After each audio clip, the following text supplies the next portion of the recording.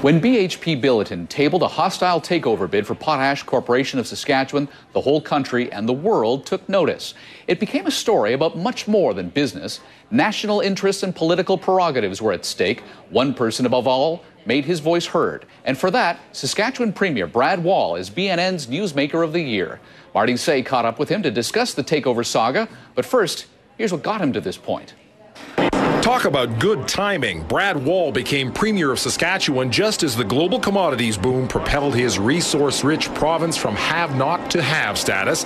But Wall cemented his reputation as a Canadian newsmaker this year when he set aside his conservative ideology and challenged the federal government to block BHP Billiton's bid for Potashcorp, Saskatchewan's biggest company. That and Wall's eloquence and fiery rhetoric helped make him BNN's top business newsmaker of the year. That is ongoing.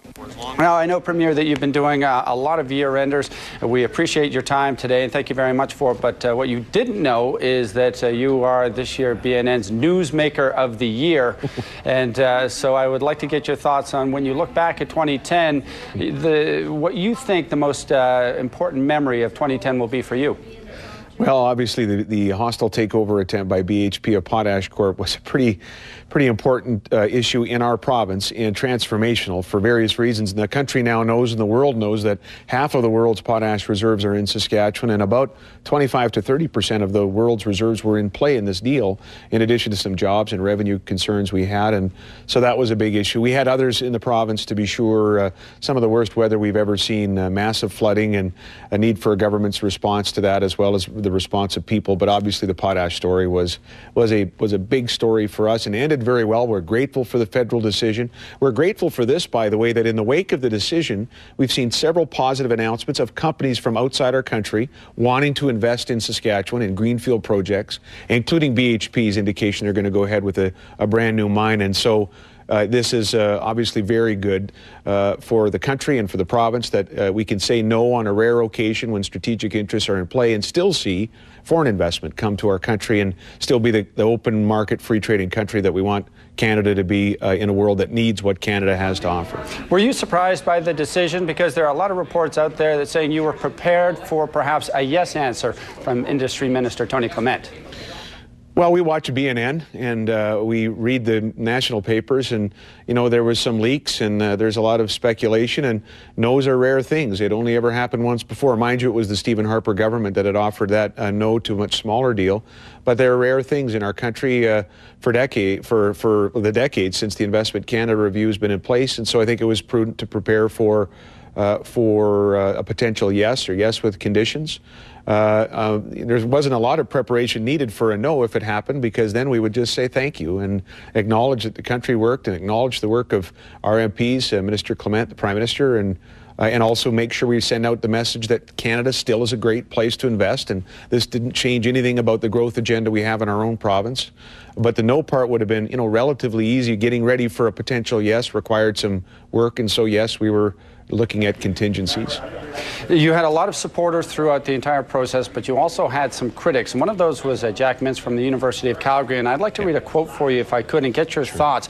He wrote for the National Post. He said that there are policies in place in Saskatchewan right now that are the same ones often found in third world countries, with overbearing governments that nationalize companies and bring in job-killing labor regulations. Your thoughts? What Jack forgot is that early on in our government's tenure, in fact, one of the first things we did is make some labor legislative changes that made sure we were competitive with every other province in the Dominion of Canada. What Jack forgot is one of the first pieces of legislation we did was to repeal legislation on the books that allowed government to nationalize the industry in the first place.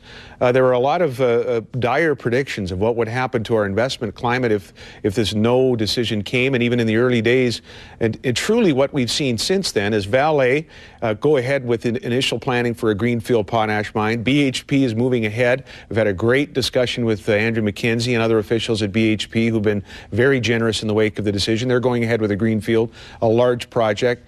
K&S out of Germany, which had been in the province, but after nationalization in the 70s did move out, is coming back in on a friendly takeover.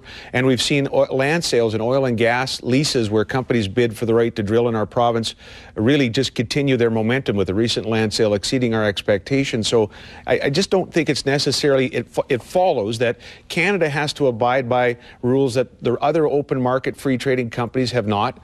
We've seen in Australia and in America and Spain and other places where no's have happened to these kinds of takeovers, and those countries have continued to be free trading, open market economies that have foreign investment, and those two principles can coexist in our country as well. Do you think it's yet clear the metrics that determine whether an asset is or isn't off limits for a foreign buyer?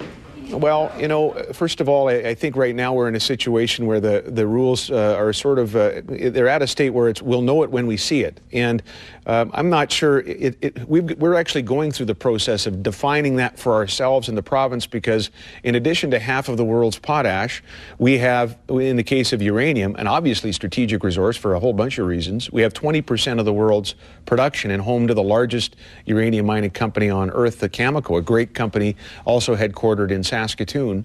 And so those two things are pretty obviously strategic for various reasons. But how does that impact on the companies involved, and how does that impact on potash? For example, we have foreign-owned potash companies invested in the province, great corporate citizens like Mosaic, and BHP will open up a new mine, we hope, in the years ahead. So, again, we need to strike the right balance.